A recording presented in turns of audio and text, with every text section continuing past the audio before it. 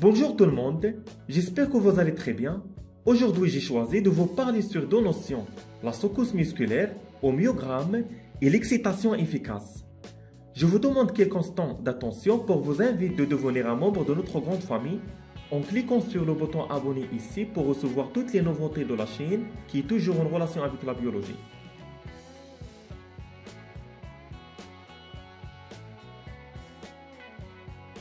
Bon, je crois que je vais commencer par la secousse musculaire. Et pour cela, on va travailler sur le document suivant.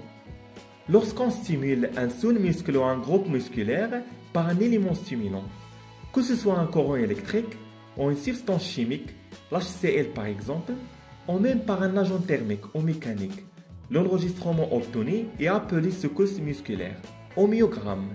Cette secousse se compose de trois phases. La phase de latence correspond à la durée qui s'écoule entre le moment de l'excitation et le moment de début de la réponse, généralement quelques millisecondes, qui représente le temps nécessaire à l'arrivée de l'influx nerveux. La phase de contraction, le temps depuis le début de raccourcissement, la longueur des muscles décroît jusqu'au maximum de la force de tension. Et la phase de relâchement, la phase au cours de laquelle le muscle reprend ses dimensions initiales. Il est plus long que la durée de la contraction.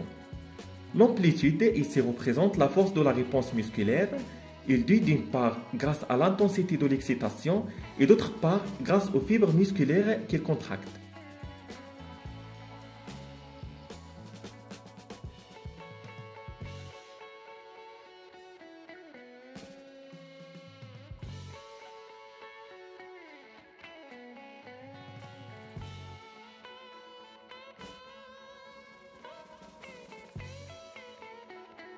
Passons maintenant vers l'excitation efficace.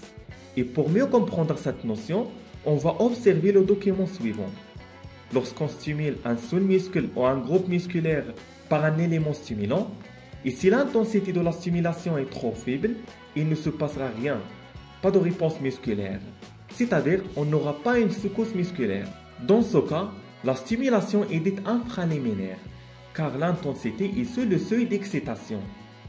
Lorsqu'on stimule un seul muscle ou un groupe musculaire par un élément stimulant, et si l'intensité de la stimulation est suffisamment efficace, on va détecter une réponse musculaire, c'est-à-dire on aura une secousse musculaire. Dans ce cas, la stimulation est dite liminaire ou supraliminaire, car l'intensité est égale, le seuil d'excitation au supérieur de celui-ci. En bref, l'excitation efficace, c'est toute intensité capable de déclencher une réponse musculaire. Si vous avez des questions, laissez-moi savoir. Merci et à très bientôt.